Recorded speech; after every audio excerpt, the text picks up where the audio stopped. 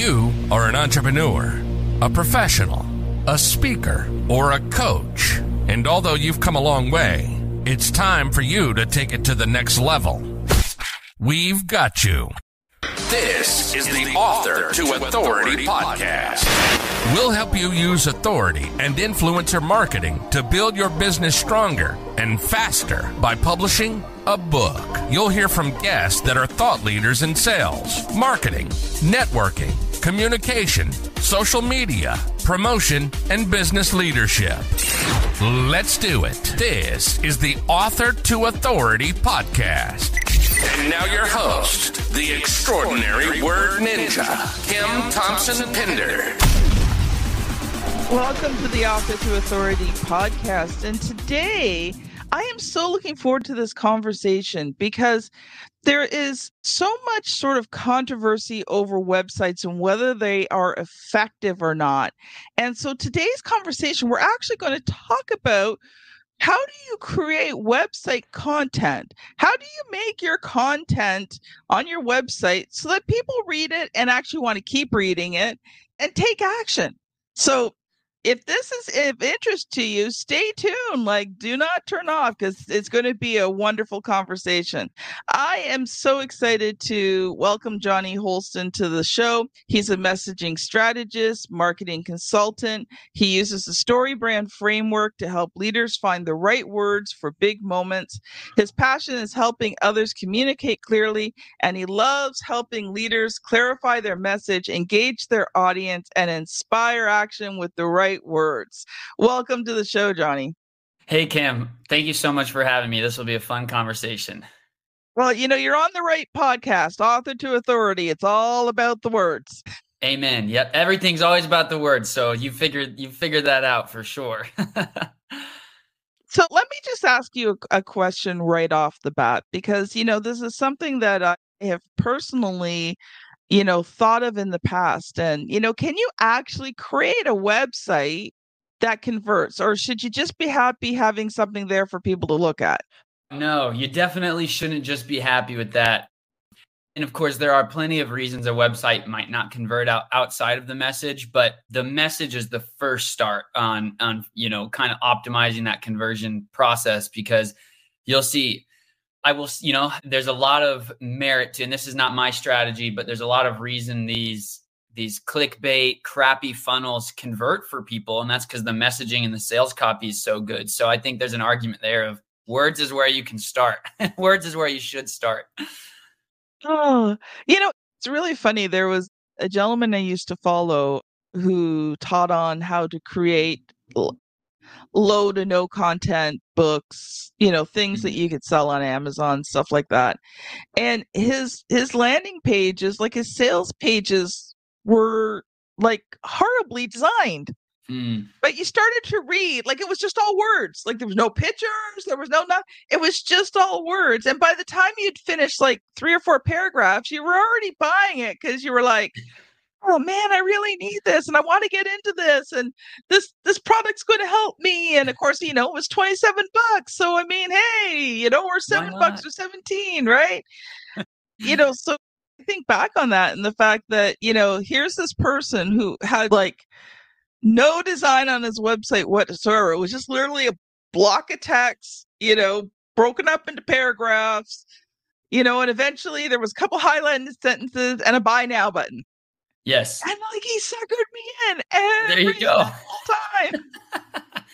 Well, and that's all I think that just speaks, a lot of people spend thousands on their branding and thousands on a great website design. So I guess that just means you're even that much more set up for success. If you're already investing all that in the design and the aesthetic and the credibility in your branding, pairing that with the right words is just rocket fuel, So let's get into this. You're going to share your story in a little bit, but let's get into the story brand framework. It's most people, when they hear story brand, they have somewhat of understanding, but maybe just introduce the concept a bit and then we'll go into it a bit deeper. Yeah, absolutely. This is one of my favorite subjects to dive into. And the story brand framework is a marketing framework to help anybody clarify their message. And it's based on 7 core principles of storytelling. So if you're like writing a screenplay or a movie or an in-depth story that you're writing a book on, as you know, there's really dozens of components to a really good story. But the beautiful thing about the story brand framework is it's really boiled it into the top 7 that work for marketing. And those 7 parts are: you have a character who has a problem that meets a guide who gives them a plan, calls them to action so they can find success and avoid failure. That's the end of the framework. And the difference with the story brand framework is, I think a lot of us know, or we all know, marketing and storytelling go hand in hand.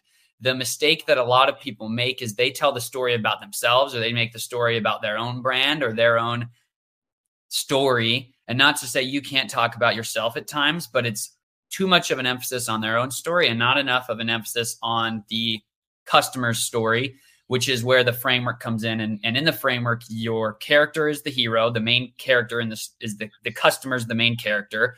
And then your brand is positioned as the guide. And that is just a very successful formula for good marketing language. And it's a great filter when you're working on a content or writing a website or even making a speech or a keynote or anything. If your talking points fall outside of that framework, they're probably not going to they're probably not going to help you help you have a clear message. So that's the high level on the story brand framework. I love it. I love it. And that is the thing. Just recently, I was back in Ontario. I'm in Nova Scotia right now. I was speaking at an event. I was trying out a new speech.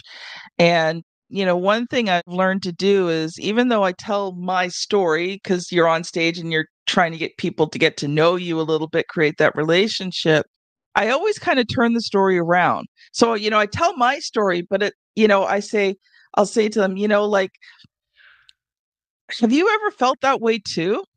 Like, just wanted to be invisible. I was tired of people making fun of me. Like, how many people in this room have felt like they've wanted to be invisible? So even though it was my story, I was encouraging them to be a part of my story. Absolutely. That is the number one thing about good storytelling and marketing is it's got to be a story that the audience can enter into. And either you're going to enter into a story about them, or your story is so similar to theirs, they enter in and feel like it's about them. It's so powerful and it works. And there's all sorts of science behind it, but I don't need to get that crazy with you're on the money there.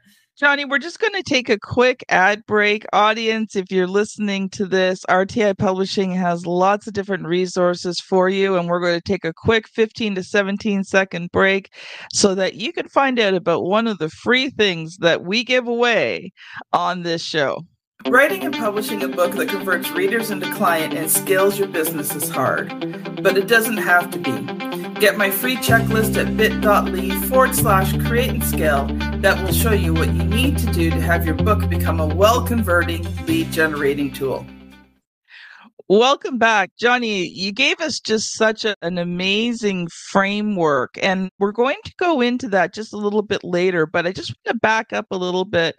Tell us a little bit more about your story and how did you become a story brand certified marketing guide? Yeah, well, I have always been sort of on the mic or saying things in front of groups of people. And even when I was a young kid, I was hosting talent shows at school or emceeing sports tournaments and doing things where a lot of people were listening to whatever I decided to say.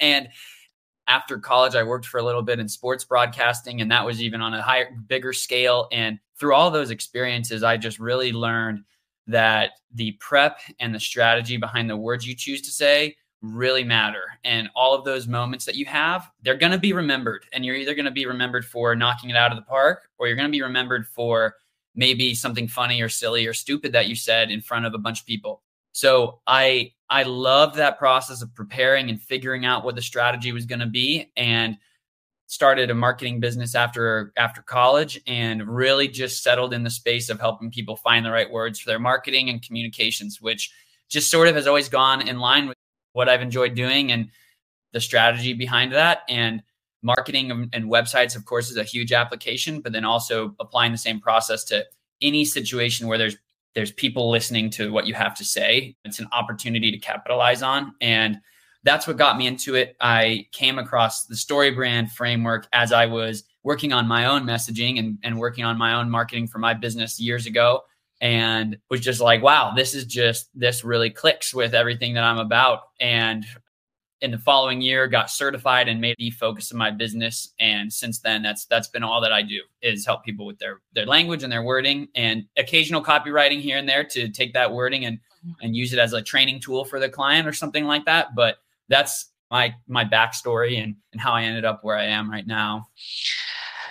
I could just picture you doing these talent shows and getting up there on the microphone, and because you have such a naturalness. There's no nervousness with you. You're very natural. I can tell that, the microphone is your friend. You've done this one before. So kudos to you. One thing I was thinking about when you were talking is the fact that I think sometimes consistency in messaging is important too. Like, I think if you're going to build out this messaging on your website, then, that messaging should be consistent throughout all of the things that you do. Like, if people see your website and then they're seeing you on social media, or you're on a podcast or whatever, there should be consistency throughout all of that. Like, it's not that you only have one story, but I think a lot of the themes should be the same. What do you think, Jonny? You are spot on. And part of my process is we'll clarify the message and the story. And then part of moving it forward is figuring out how many different ways can we say the same exact thing. And that way you're not repeating the same line to exactly what you said over and over again, but you're saying the same thing over and over again. And I argue that the biggest skill in marketing is discipline half of the time, and in marketing and communication, because you need to have the discipline to stay on message and not waste your opportunity for marketing touch points or any sort of communication touch point. And having the message is the first step. Sticking to it and being cohesive and consistent with it is the next dragon you got to slay. But you can't get there without the message first. But yes, I completely agree with that. I don't know about you, Jonny, but the thesaurus is one of my really good friends. It has to be, right? Well, because sometimes, like, you do, like, you're saying the same things over and over again, and you want to change it up. Now, because I'm a writer, I find in writing it's even more critical that you're not using the same words over and over. It makes the writing boring. It's less engaging. And so I've learned to increase my vocabulary. And it didn't hurt that my best friend, the thesaurus, I think, slept with her at night. She was such a vocabulary person. So she always talked about, Kim, your writing's not delicious today. There's no delicious words in your writing today. The thesaurus, just like the mic, can be your best friend. So, Jonny, let's go deeper. I'm going to let you loose for a little bit to go deeper into the story brand framework. And, how can, say an entrepreneur, a consultant, a speaker, a coach, how can they start to implement this in their business? Yeah, that's a great question. The very first thing I would always recommend anyone is to read the book on the framework called Building a Story Brand. And it's behind me to my left. You probably see it up there, Building a Story Brand. And it's the best $20 you will probably ever spend if you're a communicator, a leader of any kind.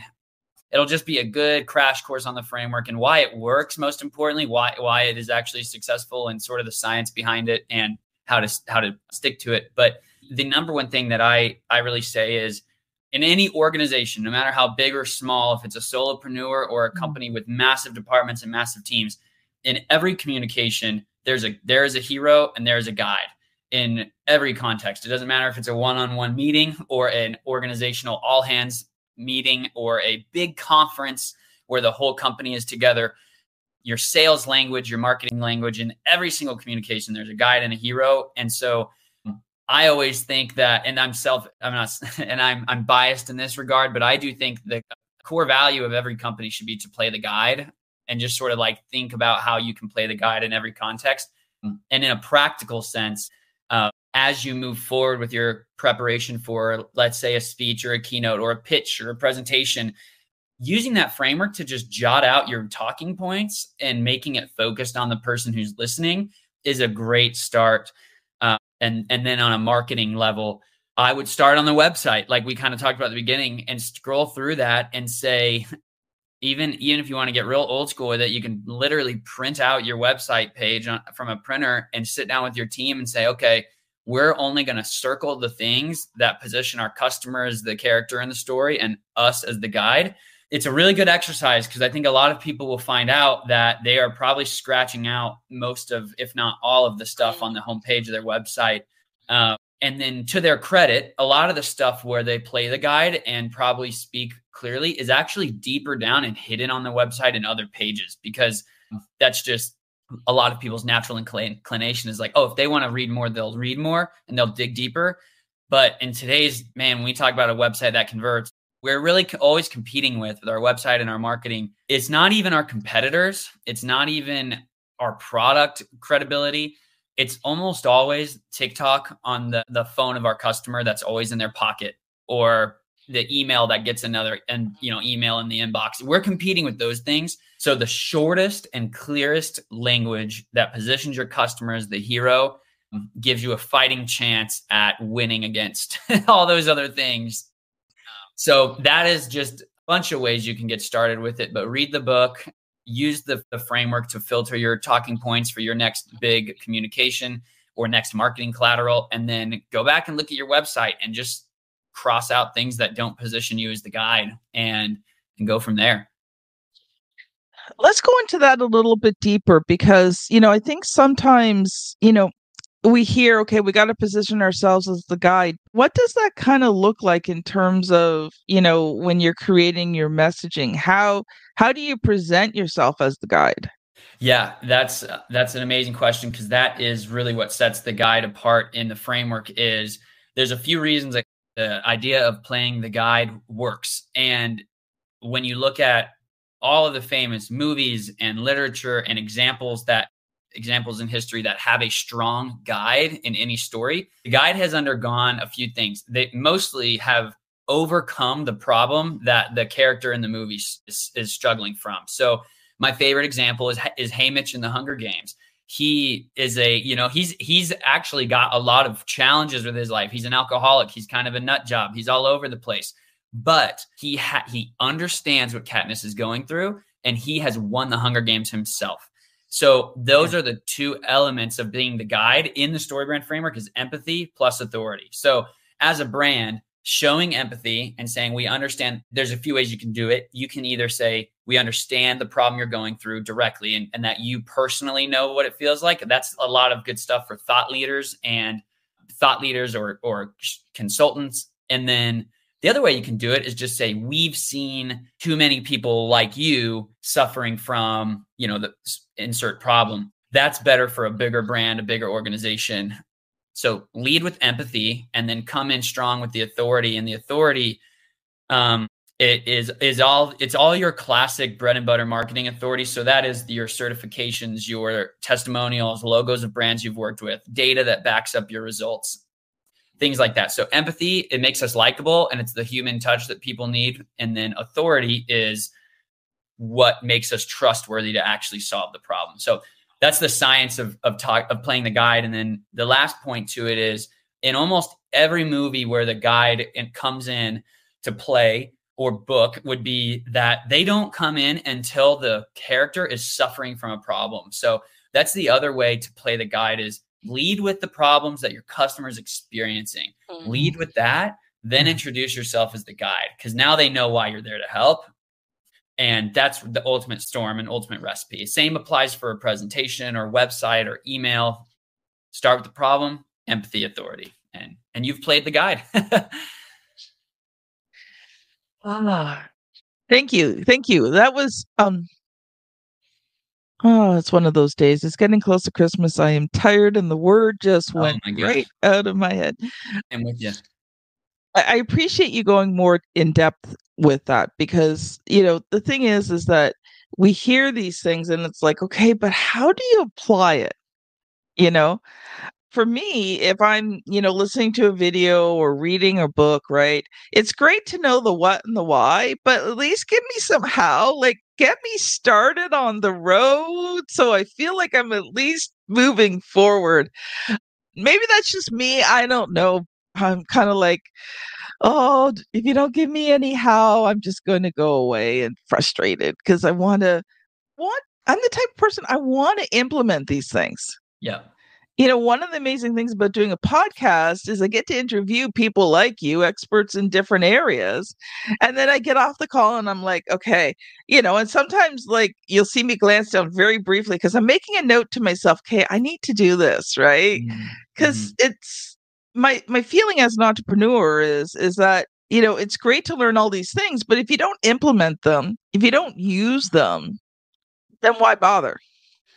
Yeah, there's no use to it. That's part of the issue with the information age that we're in today is you just get bombarded with ideas and things that you could implement and could track down. And it's hard to stay on track sometimes. And I would say to make it extra practical for someone who's like ready to rock and roll with this, it is as simple as just jotting down reading the book, jotting down your own story brand framework. And then once you've had the paradigm shift of playing the guide and you've gotten your thoughts on paper, you've processed all your ideas and you've created your framework, from there, it really is just business as usual, but you're writing different, you're talking different, and you're pursuing things a little differently. So yeah, to make it seem less overwhelming, that is where that's the kind of the way I would go about it.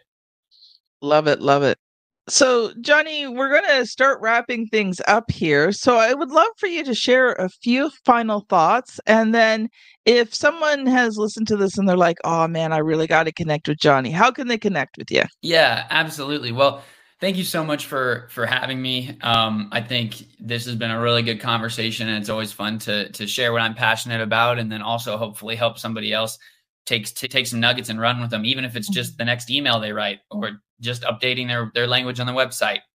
It's always fun. And yeah, just final thoughts would be what we already talked about. Just there's always a guide and a hero. And the more you play the guide, the more of an impact you can make. And selfishly, probably the better your business will do in the long run and the more you'll be able to help people. So that's the closing thought. And how to connect with me more, I'm on LinkedIn, Jonny Holsten, Jonny, no H, Holsten, Holsten. And then my website, southmountainmessaging.com. That's a great place if you want to book a time to chat with me about any of this, if this has your wheels turning on things you might want to change in your messaging, that's a great place to get something booked fast without having to message back and forth. So welcome to do that. And I'd love to meet anyone out there who has enjoyed listening to this. And thank you, Kim, for the great conversation. Oh, you're very welcome, Jonny. If you're still listening, you're still tied in, and you want to know where to go to next, I recommend episode 440, The Power of a Personal Brand as an Author with Chase Neely. So if you're watching here on YouTube, you will see the thumbnail somewhere on the screen. Depends where my daughter put it today. And if you are on your podcast app, you're going to be scanning back a little bit, because we're not even sure what episode number this is, but we're well past 440. But scan yourself back to 440 with Chase Neely. Thank you so much for listening, audience. It's been a joy and a pleasure, and we will see you on the very next episode. Bye now. You've been listening to the Author to Authority podcast. The extraordinary word ninja, Kim Thompson Pinder, has helped over 200 entrepreneurs, professionals, speakers, and coaches write and publish their books that have become incredible marketing tools for their business. And many of those have gone on to become Amazon best-selling authors and have used their books to land high-level clients and get on big stages. We hope you've enjoyed the show. Make sure to like, rate, and review. And we'll be back soon. But in the meantime, hit the website at www.authortoauthoritypodcast.com. See you next time.